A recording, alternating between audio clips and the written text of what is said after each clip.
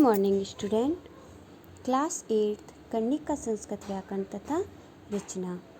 इसमें हमने शब्द रूप प्रकरण पढ़ा था, जिसमें हमने समझा था कि संस्कृत में 3 पुरुष होते हैं। कौन कौन से बच्चों? पहला प्रथम पुरुष, दूसरा मध्यम पुरुष, तीसरा उत्तम पुरुष।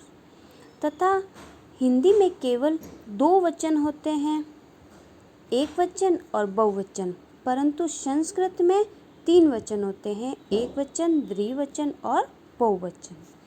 उसी में ही हमने आगे पढ़ा था कि संज्ञा शब्द में 3 लिंग होते हैं, पुल्लिंग, स्त्रीलिंग और नपुंसकलिंग।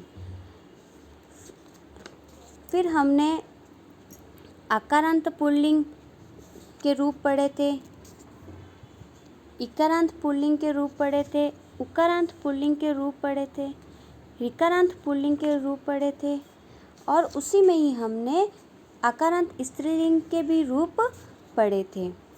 तो आज हम अब इसमें आगे किम शब्द कौन पुल्लिंग पढ़ेंगे।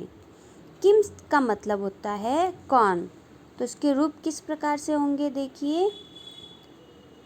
कह काऊ के, प्रथमा कम काऊ कान, द्वितीया केन काभ्याम के हो, तृतीया कस्मे काभ्याम केभ्यः, चतुर्थी कस्मात् काभ्याम केभ्यः, पंचमी कस्य कयोः केषां, षष्ठी कस्मिन् कयोः केषु, सप्तमी।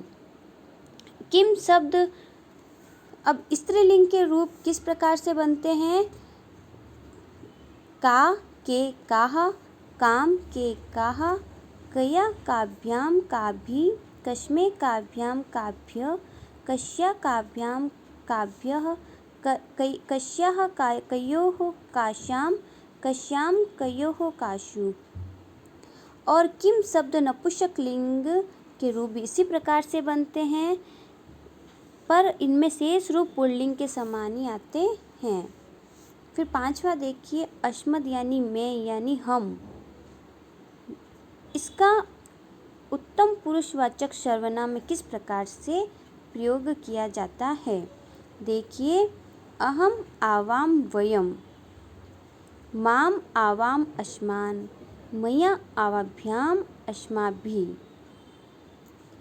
महम आवाभ्याम अस्माभ्यम, मत आवाभ्याम अस्मत्, मम आवयोः अस्माकं, मयि आवयोः अस्मासु।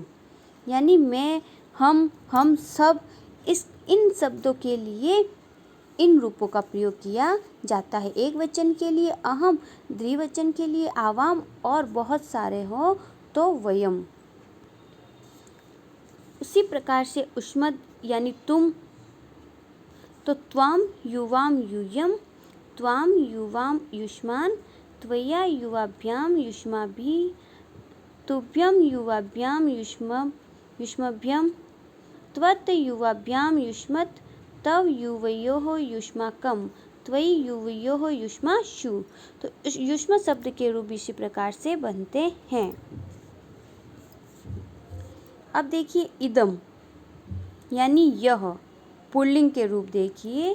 अयम ईमाउ ईमे, इमम ईमाउ ईमान, अनेन आभ्याम एभिः, अस्मे आभ्याम एभ्यः, अस्मात् आभ्याम एभ्यः, अस्य अन्योः एषाम्, अस्मिन् अन्योः एषु।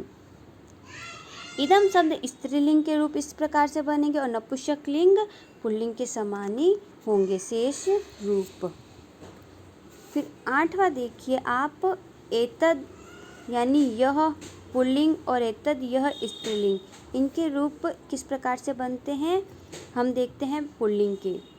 एषः एतौ एते, एतम एतौ एतान, एतेन एताभ्याम एतेः, एतस्मै एताभ्याम एतेभ्यः, एतस्मात् एताभ्याम एतेभ्यः, एतस्य एतयोः एतेषाम्, एतस्मिन् एतयोः एतेषु। उसी प्रकार से स्त्रीलिंग के बनेंगे और नपुंसकलिंग के। फिर आप देखिए हलंत शब्द, जिनके शब्द के पीछे हल लगता है, उनके रूप किस प्रकार से बनते हैं। जैसे आत्मनम यानी आत्मा, नकारांत पुल्लिंग।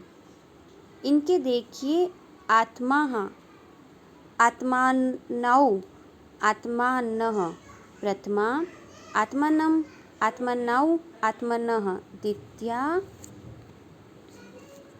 आत्मना, आत्माभ्याम, आत्माभिः तृतीया, आत्मने, आत्माभ्याम, आत्मभ्यः चतुर्थी, आत्मनः, आत्माभ्याम, आत्मभ्यः पंचमी, आत्मनः, आत्मनौ, आत्मानां षष्ठी, आत्मनि, आत्मनोः, आत्मेषु सप्तमी। हे आत्मन, हे आत्माओं, हे आत्मनः संबोधनम।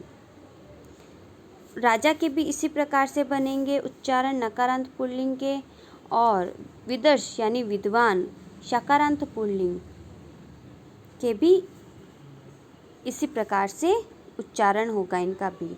फिर आता है शकारांत नपुंसकलिंग शब्द मनस यानी मन। उसका आप देखिए मनः, मनसि, मनांसि, मनः, मनसि, मनांसि, मनसा, मनोभ्यां, मनोभिः तृतीया, मनसे, मनोभ्यां, मनोभ्यः चतुर्थी, मनसः, मनोभ्यां, मनोभ्यः पंचमी, मनसः, मनसोः, मनसां षष्ठी, मनसि, मनसोः, मनसु सप्तमी। हे मन, हे मनसि, हे मानसी संबोधन। तो इनके रूपों का उच्चारण इस प्रकार से होता है। इसी प्रकार से तमस यानी अंधेरा, वचस यानी वचन, यशस यानी कीर्ति, शरस यानी तालाब, तपस यानी तपस्या तथा पयस यानी दूध या पानी के रूप में चलते हैं। तो इन शब्दों का भी इसी प्रकार से रूप चलता है।